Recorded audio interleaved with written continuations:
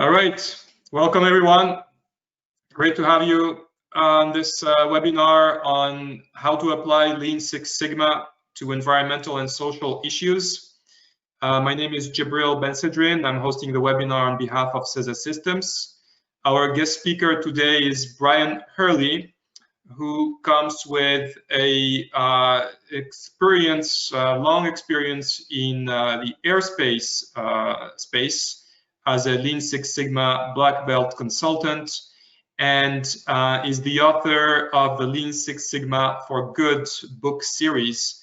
Fascinating work on how to really not just help improve your company or help improve the environment and your community, but really build a comprehensive, systemic, great, highly performing organization. It reminds me of a book you may have heard of, From Good to Great, and you can't have a great company that's just focused on internally. Either it's great in like 360-degree dimension, it is a great company in however you look at it, or it can't be great. So, I thought this topic will be very interesting for our community in the continuous improvement, because we're all trying to contribute to that. Brion is based in Portland, Oregon. He runs a consulting and training company, and he'll tell us more about it a bit later, called Business Performance Improvement, where he teaches Lean and Six Sigma classes, facilitate workshops. He's actually taking a break right now from a full-day workshop, and helps run statistical analysis, mentor improvement projects. And as part of his achievements, he's helped companies reduce their electricity usage, their solid waste, and helping them just really achieve a better sustainability. So there's much more to say, but we'll get to know Brion a bit more over the course of this webinar. Brion will give us some background, recap briefly Lean Six Sigma, and then talk about the different ways that you can apply that to environmental improvement, community improvement, and then some key takeaways. He's also going to share with us some resources which seem really very useful. And after a summary, we'll have time for Q&As. Please feel free to write your questions as soon as they come to mind. You have a way in through the dashboard to write your questions. And just very briefly about the host, CESA Systems. I know many of you have heard this already many times. We're a world leader in Lean Enterprise. We provide 2,500 products to 14,000 companies and more of all sizes, including many that you recognize down here. And the products include training games, Lean office furniture, including ergonomic office, workshop furniture such as workstations, quality control stations, benches, etc. Flow racks, gravity flow racks, Kanban systems, trolleys, ergonomic trolleys, floor marking, all sorts of different signage, safety marking, and digital signage, digital KPI management, and finally the visual management, whiteboards, magnetic whiteboards, and accessories. So without further ado, I'll pass it on to you, Brion. Thank you so much for being with us. Yeah, thanks, Jibril, for inviting me to this. And thanks everybody for joining. This is a topic I'm really excited about. Probably about 10 years ago, I got really excited when I saw the connection that process improvement could have on like environmental issues and social issues that were going on, when I realized that the metrics were just a different set of metrics, but the methodology that I learned at work and making that connection to real issues going on in our communities and our society, it was like a light bulb went off in my head. And then I started doing a lot of research around, has anything been done around this? And there was some effort that's being done, but really it was still a new and emerging area. So That's what I've been kind of doing the last 10 years, is trying to gather as much knowledge as I can, what's out there, and then practicing on my own. And then now I've been spending the last couple of years just trying to share what I've learned, but by no means am I an expert at it, but I just feel like this is really important stuff, and just trying to get the word out so others like us that maybe this is an area you might look into in the future. Okay, next slide. So one of the first things I noticed was when I learned about lean, we talked about the different types of waste, like overproduction and inventory and transportation. And I highlighted a couple of things in here that actually have an environmental impact. And this is from the EPA. They put out some documents that I'll show you at the end that are toolkits around how you can use lean and Six Sigma methods to reduce chemical usage and reduce water and energy. And so they highlighted that when you're addressing the waste in your process, stuff like inventory, if you have more space than you need to carry that inventory, that means you have a bigger building footprint. That means you have to heat, cool, and light that space, and that's extra cost. So by reducing the inventory down, that means you might not need as much space, or you don't have to expand or grow or move your facility as quickly. And that saves a lot of effort and money. If you have transportation, there's energy that's used to move and transport, like fuel. So if you reduce the distance, then that's less fuel that you need. And if you have defects, there's less components that you have to recycle or dispose of or throw away because they're not happening. And so that was a really aha moment for me too, to see that just by doing process improvement, that you're naturally going to get some nice benefits on the environment as well.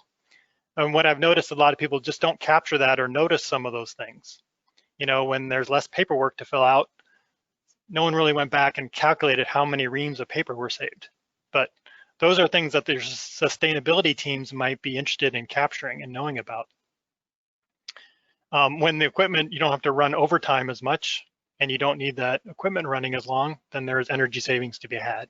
But sometimes we just forget to capture that as part of our benefits to our project. So starting to realize that the waste has an environmental impact is first thing I wanted to talk about. Okay, next. So I broke this into a couple different categories in terms of how you can use your skills in different areas. And one of the two areas for impact will be either in the environment and in the community. We already know that the business side of it is what most of us are focused on. So I wanted to address the other areas, kind of a triple bottom line approach. And then I'll break it up into the work on the left side is what you can do at work, and then on the right side is what we can do in your own personal life outside of work. So one of the first things I did at work to try to improve the environment was I got involved with the green team. And in one of the facilities I worked at, the first green team, there was already a team that existed, and so I just joined the team. And I said, I think I can bring something to the table with my background. I'm not sure how yet, but what are you working on? And let me see if I can assist. And so as I got more involved in that, we put together some Earth Day fairs for employees to learn more about what they can do. When I moved to Portland about 7 years ago, we had a team. We didn't have a green team, so I set one up based on what I learned. And Portland actually has a guide that the city put out on how to set up a green team. So if someone wants that, let me know, I can share that, or search for Portland Green Team Guide. And so I followed that, and then I got together and put together a team, and we went after a local sustainability project that the county put on. I said, if you meet these criteria, we're gonna recognize your business.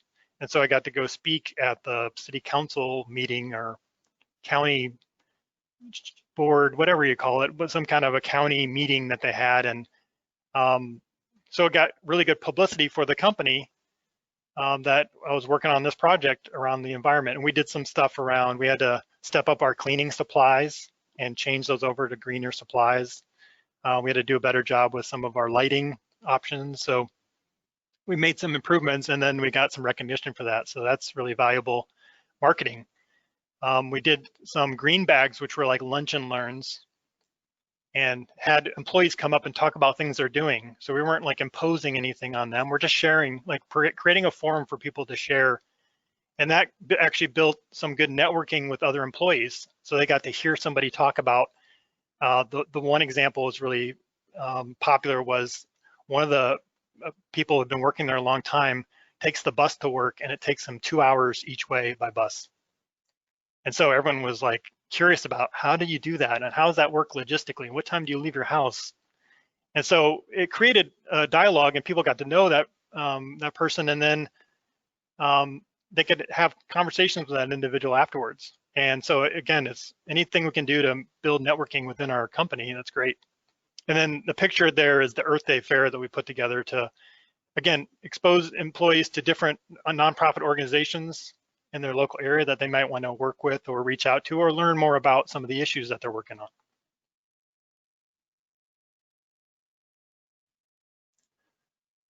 From a business standpoint, one of the projects I was assigned to was to try to lean out one of the production lines. And on the left is a bunch of carts. Those carts are denoted in the red star. And they were causing a lot of problems because there were 52 carts we found. And I think a lot of them were coming into this cell. And so what would happen is this would clutter up the workspace. And so what we were trying to figure out is, why are there so many carts, and how do we, why are they full of material, and why is that material being issued so early in creating inventory? So we worked through that project, and we found a way. On the right, you can see a parking lot or parking spaces for the carts. And that helped organize the work, and it actually controlled the flow of materials, because if there wasn't a cart, then you can't issue any product out. So it became almost like a trigger or a Kanban system. But from the environmental side, what was really interesting is they ended up putting in a purchase order to replace those carts because they weren't electrostatic discharge safe, I think. So the original PO had 52 carts on there, and they dropped it down to 30 carts after this improvement, because we got rid of 20 some carts. And so the material that we saved and the cost of the savings from doing this lean project had that environmental impact. And so that was one of those improvements that sometimes don't get captured. So we just want to spend a little bit of time and notice the benefits that we're getting from just our natural improvements that we're making. Okay. Also got involved in an electricity reduction project. So one of the challenges with trying to reduce the amount of cost, it was a huge cost to the business. It was a very large building, but it was also a high amount of cost. So I set up a Six Sigma project, and we went through methodically and tried to get as best of the data that we could. We had a lot of limitations with the availability of the data, down to like the process level. We just had no records or no information there, so we had to do a lot of manual data collection. What we ended up doing is coming up with a model, and this is a little regression model. So the red line is the model we came up with, and the black line was the actual. So we couldn't quite predict the peaks during certain months, but we could start to get pretty close to the general trend on the electricity usage. And some of the drivers of that were how many employees were in the building that month, according to HR records, and how much product was being made. But also the outside temperature was a key factor. So that told us to focus in on the heating and cooling system, because if the outside temperature is a big driver, we can't control the temperature, but we can control how the building responds to that. So on the right here was a push override button that was installed. We ended up doing a setback program based on some results, and we did a really thorough analysis of one section of the building and built a business case from that, the results of the setback program, and said, if we did this in the whole building, here's the potential benefits we could achieve from that. And it ended up being, we predicted $200,000, and they later came back and said they think it saved about $300,000. So the combination of kind of the structure of the Six Sigma project, getting more structured about the data and the approach, along with kind of having a change management aspect of it. This button was used for people who didn't like the temperature. They came in at an odd time, like overnight, when the setback program was in place, and it was maybe warmer than usual in the summer or colder than usual in the winter. They could press that button and get 2 hours of normal temperature. And so that really alleviated a lot of pushback we got about this change. So that was a fun project to work on, more on the Six Sigma side. Okay, so that's some work examples, things you could do that impact either the environment, the environment at work. The next one would be what you can do personally, maybe outside of work around the environment. When I started to learn about some of the challenges going on with the environment, sustainability, I didn't feel like I knew much, and so I had attended school, University of Iowa, for my undergrad and my master's program. And so when I was looking for a sustainability program, they actually had a new program that they had rolled out. So I decided to get involved in that. Also noticed a problem that I thought I could help with personally, and that was the recycling at the football stadium. So what I did is I set up a project, and I just reached out and said, hey, this is something I want to solve. Who can I coordinate with? And I used the project charter format, and I found the right stakeholders, and we went through a DMAIC cycle, and it wasn't overly complex, but I think the structure that I provided with the charter and the framework we went through helped with getting buy-in and kind of showing people the roadmap of where we're going. And then I also incorporated some lean concepts. We went to the Gemba by having a waste audit performed after one of the games, and that's a table with, like, we took 50 garbage cans full of stuff thrown away, and we broke it all down and categorized the waste. And it was very messy and dirty and didn't smell very good, but what it gave us was data on what was actually being thrown away. And then from there, we could go back to the concessions and talk to the management and talk about improvement ideas. In the bottom, we also tracked the data every week, and that wasn't something that was normally done. So we gathered the data from the haulers and the attendance, and we try to match it up and try to show, are we making progress? Are we getting better diversion rates? And just being able to track and show that things are getting better was really helpful for the team to see, if we make a change on the next week, is there any feedback from that? So that combination of both Lean and Six Sigma methods, I integrated into that project. But that was just kind of a project that I just wanted to solve. And I was also trying to, get another experience outside of work to see if this approach would work. And so it worked out pretty well. When I moved out to Portland too, I also, because of that work that I did at the stadium, that gave me some experience in recycling. And I connected up when I got out here with a local nonprofit group. And I never really had been involved with a nonprofit before, but they seemed to be aligned with some of the initiatives, and they had done some stuff with green teams. And so I went to a meeting and learned more about it. And then I got involved in the organization and became a board member for the first time in a nonprofit. And so that was a different experience. And I'm actually the president of the nonprofit now. And I've been that president for like 4 years.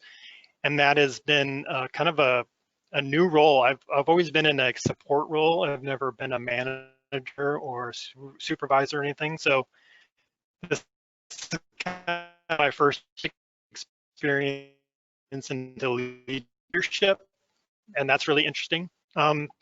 So one of the things we were launching is this campaign, and the marketing materials are expensive. So we're, obviously if you buy in bulk, you get a discount, right? And that seems enticing, but we know from Lean that if you buying in batches like that is not a good thing. And the challenge was, this is a new campaign. What if our materials aren't liked by the coffee shops? We were going to put in some reminder things that we could share with coffee shops. So I said, well, why don't we use the methods of Lean Startup to make sure this campaign is, let's test it first on a small scale, and let's just print out some local, just a few copies each. And we don't want to find out that we printed 500 or 1,000 of these and then they don't like them or they don't want to use them in their shops. So what can we do to test this out quickly before we make any kind of investment in that? And what we did find out is one of the ideas, we made a trifold that we thought would go on the coffee shop tables. and the coffee shops hated them. They said, no way, we're not putting them on our tables. People bring their laptops. They want to open up their laptops. And then at night when we clean, we put the chairs on the tables, and these things are going to just get in the way, and they're going to get messy, and they're going to get spilled on. We don't want those. So we were about to order a bunch of those, and we learned from that quick experiment that that was not a good idea. So that saved us a lot of effort. And that would have been really frustrating on a very small nonprofit with very little budget. You know, you got to really use your funds efficiently. So that was a good kind of test of that idea to make sure we didn't waste money. We also did a conference, so put on a conference, and I didn't use an FMEA per se, but I went through the same steps that you would go through on an FMEA. I basically worked with the other organizer, and we talked through what is the flow for the person coming to the conference, the attendee. What are the steps that they're going to go through, and let's talk about all the failure modes that can happen. So I didn't go into the RPN scoring and try to score it that way, but we at least talked through the flow, and I found that to be very helpful, and I think it gave us a lot of confidence that we had thought through a lot of things, and there was a few things that we hadn't thought through, and we came up with a mitigation plan for. And so even that exercise I found very helpful, and the conference went really smoothly, and so I think some of that effort was part of the reason.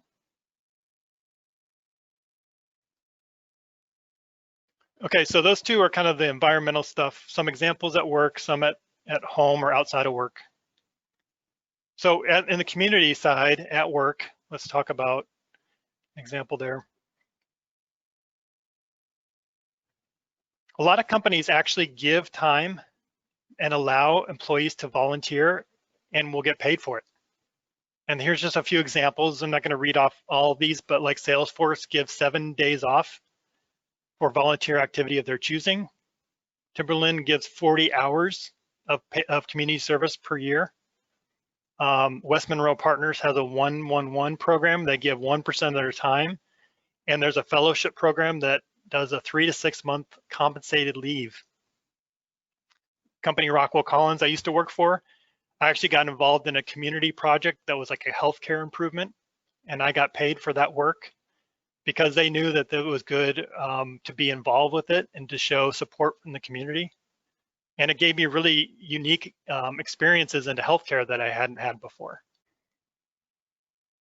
So check with your business, check with your company, see if they offer that. The other thing I would say, if they don't offer it or don't formally do that, talk to your manager about it. I know there's a lot of managers that would be open to that. They know that if employees are enjoying their work and they feel like the company cares about their impact on the community, that they'll find time for that. They'll say, you know what, take the half day. You know, go ahead and go do that. You got my approval to do that. So check for the formal approval, but also talk to your manager and say, I'd like to do this. We got this thing coming up. Is this something I can work on? It's right in the middle of the day, but you know, I've got my other work taken care of. And I think a lot of managers will let you do that. So I'd say try to pursue some of those things and see if that's an option. Might as well get, you know, some credit from work, and you don't have to take time off, or you don't have to lose on those hours. So now, impact personally or outside of work. Here are some things I can talk through, and this is probably where I spend most of my time, is in this phase. One of the groups I'm involved with is called the Institute for Industrial and Systems Engineers. And at the beginning of each annual conference, they do a volunteer project with a local nonprofit in that city. So they rotate where their conference is held. And here are some photos from some of the recent projects that we've done. So it's a good networking with other people going to the conference, but it also is an opportunity for us to apply, especially like the industrial engineering skill set. They do a lot of stuff that's tied in with lean methods and a little bit of Six Sigma as well. So there's a very good relationship there.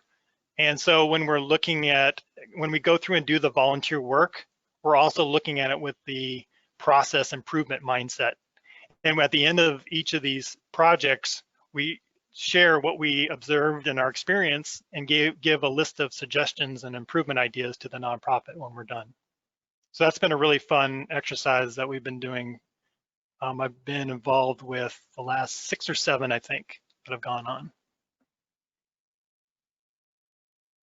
Another group here in Portland is called Lean Portland, and it's just started off just as a networking group, but what we realized is it'd be fun if we could give back and try to share some of our knowledge and experience. And so other people in the group have varying levels of Lean and Six Sigma background, but we've been able to come together and set up some happy hours for people. We had Norman Bodick come speak to our group. We got really good turnout there. And then we've done some nonprofit work in office nonprofits, like Social Venture Partners is the one on the left. OEN is the one on the right, and they do some networking events for entrepreneurs.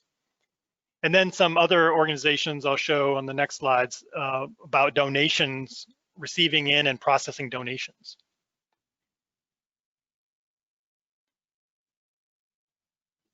So in the upper left is a strategy session to try to figure out the best way for the welcome center or the checkout area to be relayed out.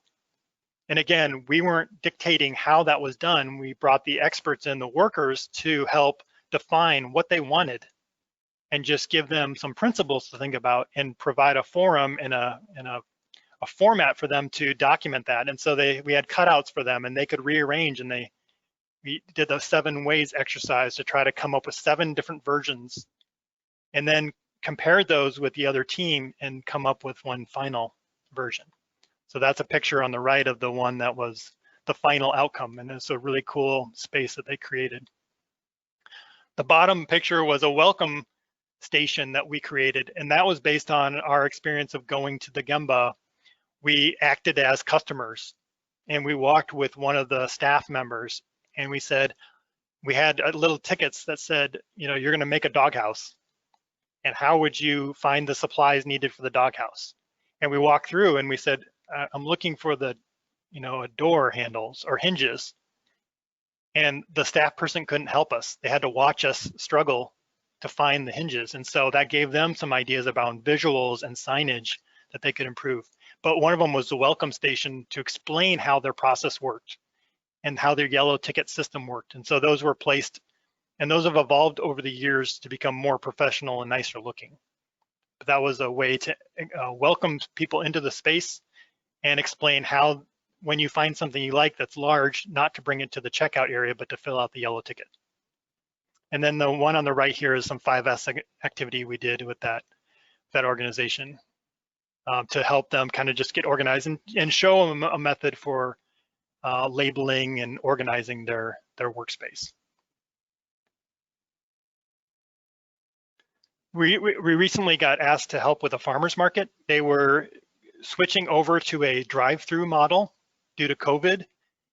And so we went out and did some observations, and we also helped collect some data for them on how long it takes cars to go through that process.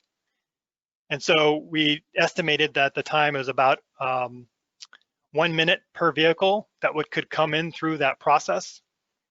And so one of the complaints people had was they didn't know how long it was going to take to go through the farmer's market. They were in the line, but they didn't know how fast the line was moving. And so after we got done with the data, we said, you could tell them basically it's about a minute wait per car.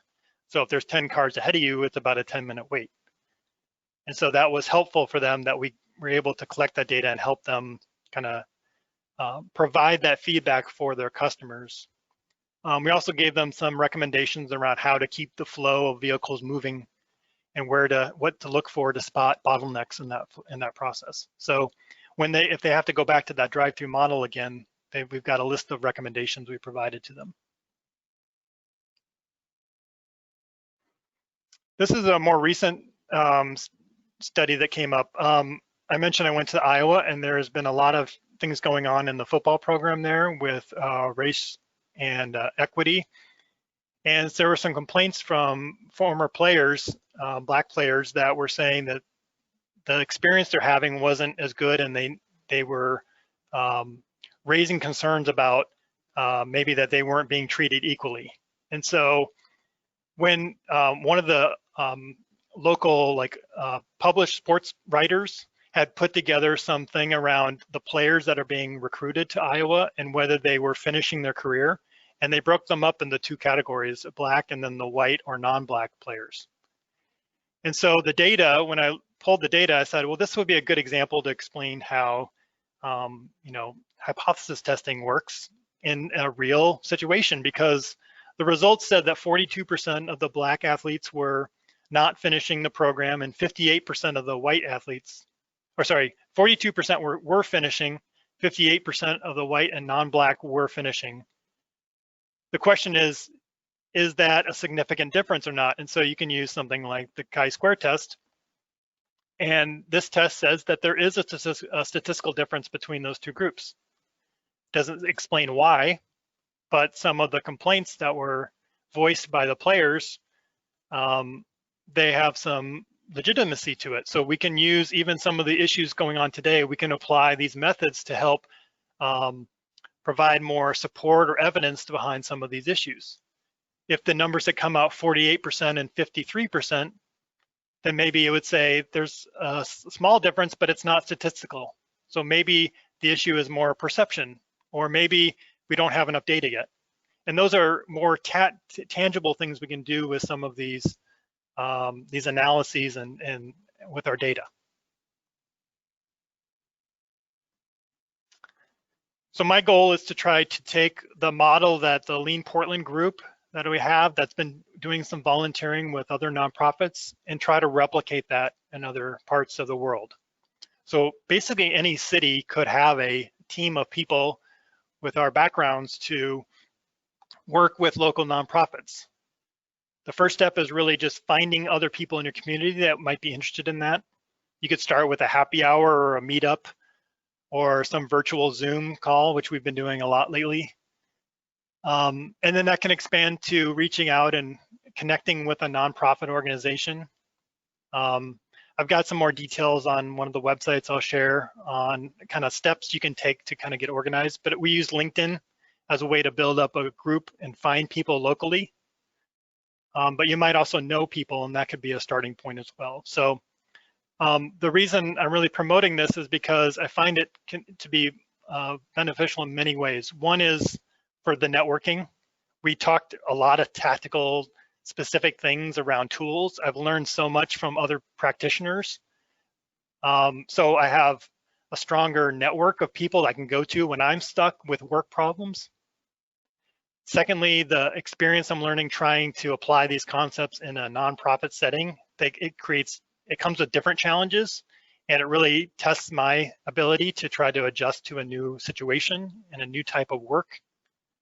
For example, the donation process. I had to rethink how I viewed that because it doesn't have a pull system. It's actually kind of a push system that you have donations coming in all the time. And some of the donations that they put out on the floor don't sell. And so a poll would say you have to wait until it sells before you bring more out. But they explained that no, for our process, you almost have to push out the bad stuff that no one wants and unfortunately throw it away. But you have to make room for the newer stuff that's coming in that might sell or may look better or nicer, because it's not a store that's ordering the same thing over and over again with the same quality. You have a wide variety because it's used items. So that was kind of a different change, but it's been really good to learn some of these different approaches and different ways of looking at problems. So it's also, then you're actually making an impact in your community. I've also gotten some really good networking out of working with some of the nonprofits and some of the board members who are also well connected, and they can say, hey, why don't you come give a talk to our team at my business, because I'd like to learn more about some of these methods.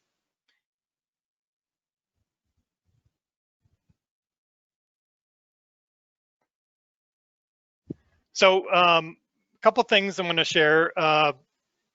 There's a website I'll show you. It's called Lean Six Sigma for Good.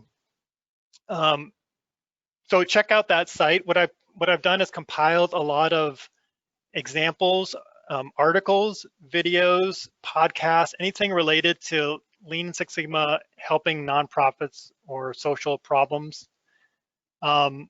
So if you know somebody who might be interested in that topic, please share that with them. So that'll be in the resources section.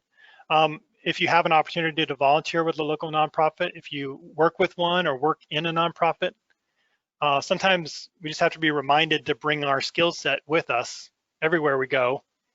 And so you can work with them, go through a volunteer experience and provide some feedback. You can go in and maybe provide some training on some basic concepts to them if they're interested in learning. You might go through and do some coaching or mentoring with their leadership team if they're open to that.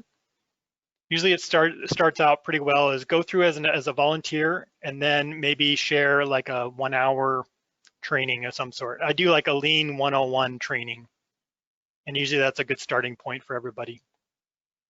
If you find that that's pretty fun, I like the idea of setting up a group because life happens a lot, and we've had a lot of people who lose their job or start a new job or start a new project and they can't volunteer. And so having a whole team of people to pull from, and usually we try to have 2 or 3 people go out and work with the nonprofit. So if one person gets stuck at work, we don't lose the whole meeting. So a group of people is really good to have some backup people because this is volunteer work. And then if you know of any examples or improvements that have been done that aren't on that website, please let me know. I'm just trying to find as many as possible. And I'm also looking for people who are willing to share if you have worked on some of these types of problems. If you'd be willing to write up or share them in a book, that's one of the books I've been compiling is examples that people have applied these concepts into a nonprofit or NGO setting.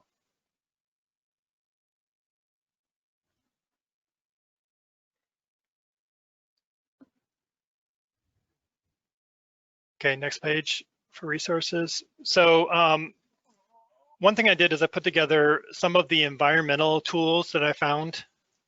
Like one of the examples is there's a WASTE acronym.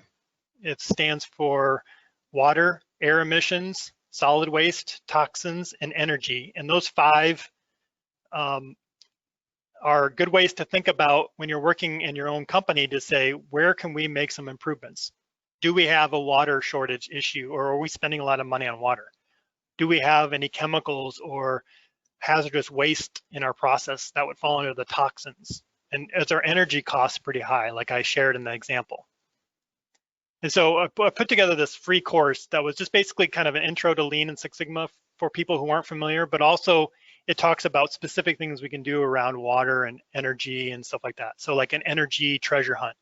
There's some videos about that in there. So if this is an interesting topic, then I would check out the link to that. It's just a free course on Thinkific. I also have a podcast I put together that's sporadic. It's not as consistent as I like, but there's 70 episodes on it. And again, just things I found or people I've interviewed or talked to. So that's a good source of content. There's a Waste Walks course. I talk about specifically kind of like a Gemba walk, but looking for environmental impacts. So there's a very targeted course on there. The book series, so I'm on volume 2 right now. So we released one full book that was like 8 different chapters.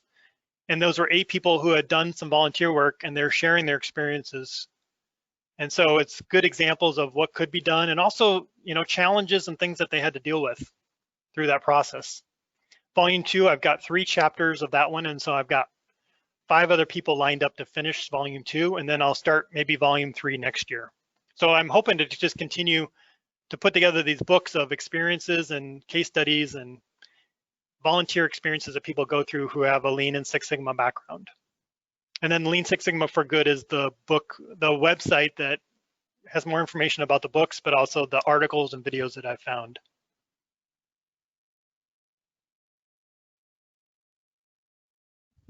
These are some other books that are out there around Lean in the environment, or most of these are around the environment. So Six Sigma for Sustainability, Green Process Management, Lean Waste Stream, Green Intentions, Lean and Green. These all have an element of Lean Six Sigma and improving the environment. So those are books you can check out and take a look at.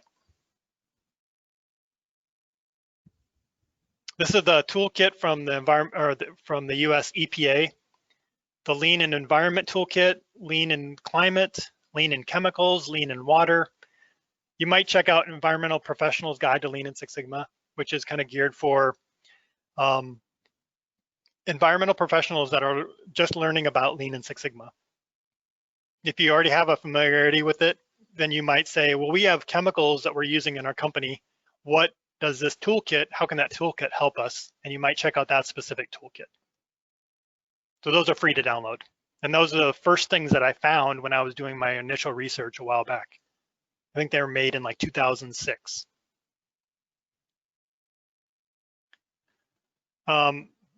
Biz-PI is my website for business performance improvement.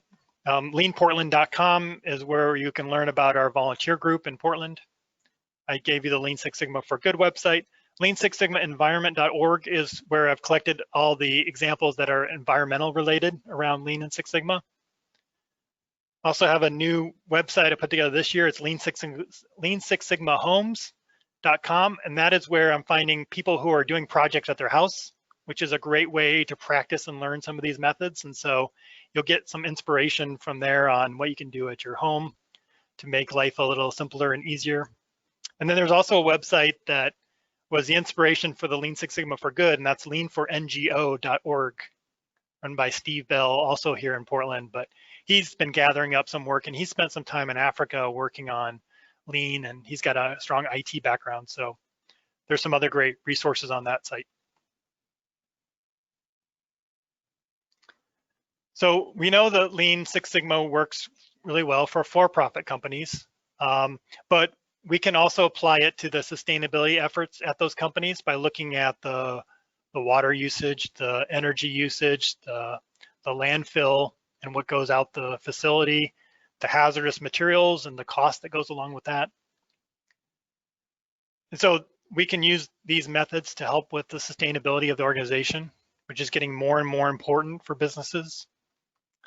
The nonprofits and also the government agencies. There's really a lot of momentum in the government agencies to adopt these methods to make sure that they're not burdening people with paperwork and over processing of things and double and triple kit activity to make sure nothing goes wrong. And the fear factor is really strong on the government side to not make mistakes and have anything bad go out to the public. So but that really slows down a lot of the processes, and a lot of them become overburdened because it's too much is needed, and they haven't really focused on what is really value for the end user or the taxpayer. So they're really embracing this. The state of Washington has a big program. The city of Denver has a pretty successful program they've been running. State of Arizona, there's a lot of activity and momentum around government agencies. They're seeing that these techniques can work. And your employer may let you volunteer if you ask. So check with the policies, but also talk to your manager and see if that's something that you can align with, especially if the organization has some nonprofits they already partner with, like maybe they have a United Way program, and maybe there's a way that you can find an organization that is part of that also aligns with your own personal things that excite you or motivate you. Find a nonprofit organization that is working some of those issues and see if you can help. And just go in there with respect and ask questions and try to learn first before you just say, oh, that's broke and you're doing that all wrong, right? We want to be respectful and first learn, and then we can share our ideas. And most of my experience has been that they're very eager to learn and they just haven't had the exposure to some of these techniques before.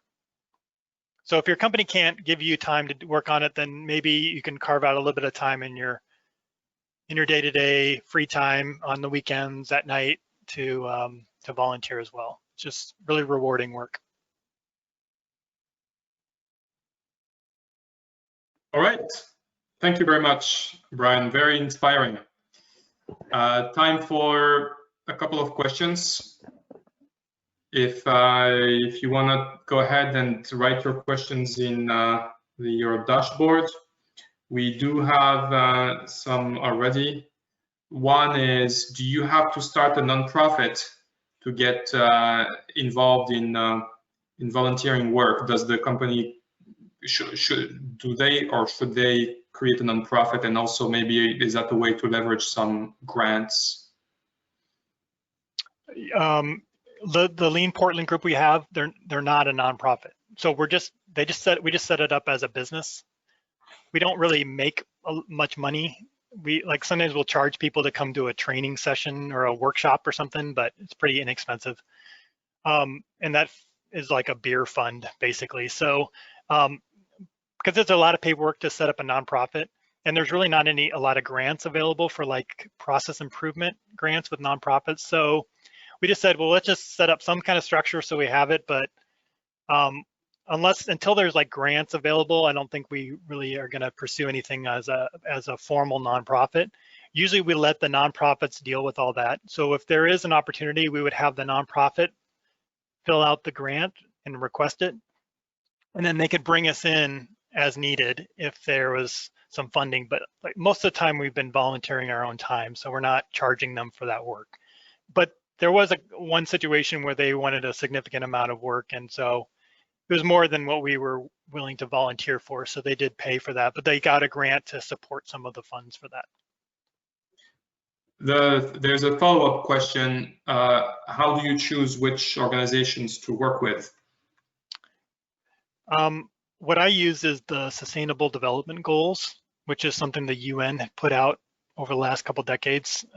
So there's 17 goals, and some are around water quality, some are around education, some are around improving the marine life, some are dealing with animals on the land, other ones are around peace and prosperity, some are around clean cities. There's like 17 different goals, and I think that's a good framework to start with, is to check out those goals. You just go to the UN.org website or search Sustainable Development Goals, and you'll see them plastered all over. It's really taken off, and so every country, the idea is to all get everybody kind of focused on tying their efforts towards one of those goals, because those are some deemed like the big challenges as a global society. And so if they start there and see if any of those really inspire you or motivate you and say, that's a problem I want to work on, or I think I have special skills that could help with that. And then look for a local group that's working on that. It's going to be hard to go like globally, especially anytime soon. So I would say see if you can find a local organization that's aligned to one of those goals. That's one way you can look for nonprofits to work with. But find something you really care about, because if you don't care about it, you're not going to find the free time to work on this. So go after something that is really important to you. I think you actually even had something in the appendix, maybe for those who want to have a copy. Oh, yeah. The bottom left there is the UN Sustainable Development Goals. Right. So there's a clean water, responsible consumption, inequality, no poverty, zero hunger, access to quality education and medical care. So usually one of those things might get you excited or inspired. So that's what I think about, is globally tying some things I'm working on, but then I can't really affect that. So what can I do locally that could help with some of those things? Like food waste is one that I'm really passionate about, because it has an environmental impact, and there's people that need food, and we've got a system that throws away a lot of really good food, and it's not getting to the right place. So, and then it goes in landfill and it creates methane. So it's just a problem that I think we can totally fix. Great, thank you. So what we see here is also I guess a kind of a summary of your firm, Business Performance Improvement, with the different initiatives you're involved in, and also the certified B Corporation. So a question actually from a participant is regarding the B Corporation. How does that help with helping to apply your expertise in this space? The B Corporation certification is something you go through as an assessment that you take, and you're getting ranked on many different sustainability metrics. It basically says if you are a B corporation, you agree that you're not going to make all your decisions based on profit only. You're going to consider the impact of the community and your local society and the environment in your decision making as a business. And so, so it's a triple bottom line approach. And then you have to show that you're doing those things by showing what you're tracking and what you're reporting. And so there are criteria that are you have to achieve. And so I went through that for my consulting firm. And so the other piece of that was, so that didn't directly help with Lean Six Sigma, but what it does, it gets me a network into companies that I want to be working with who also are thinking that same way. And so when I say, hey, have you learned about Lean or Six Sigma? A lot of them have not, and I can start that conversation with them because I know that they're already thinking about the people on the planet, not just profits. The other thing I did was when I did my first round of B Corporation, I got a certain score and I passed, but I wasn't too far past the threshold, and I keep raising the threshold every year. So I actually used some data analysis to figure out where I can get the most points with the least amount of effort. And then that was the improvements I did, I think 2 years ago. And so now I bumped my score up again based on some analysis and breaking down their scoring matrix that they provide. So I tried to be smart about what things I went to pursue, because some of the things take more effort to do than others. So I definitely did some data analysis to try to be more strategic about the things I tried to fix for my round 2 assessment. All right, good. So yeah, I think we covered everything. Very inspiring. Thanks again. It's I like also your note about the enthusiasm you can create around the entire team. Well, beyond even the continuous improvement team, but really the idea of organizing Earth Days, and it makes people even more aware of the benefits of continuous improvement and process engineering.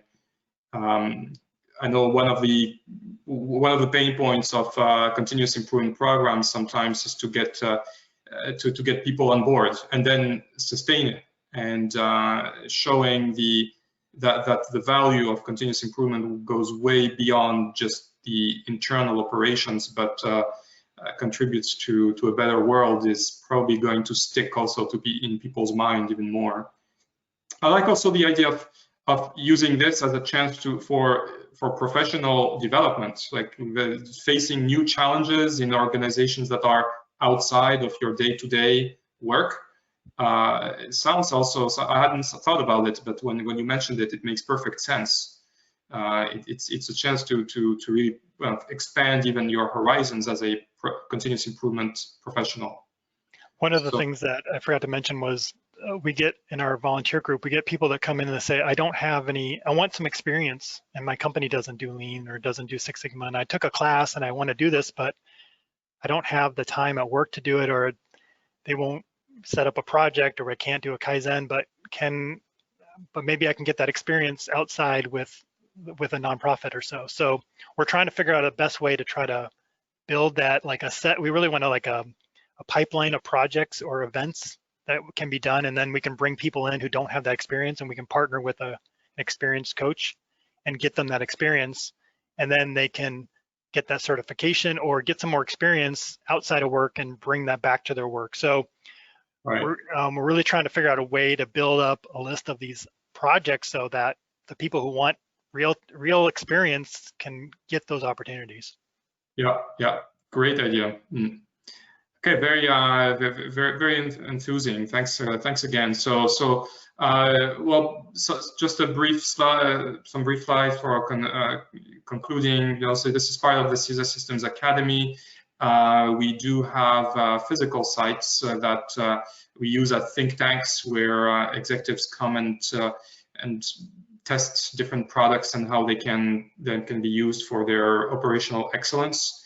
Today is a webinar that's part of the online extension of the CESA Systems Academy.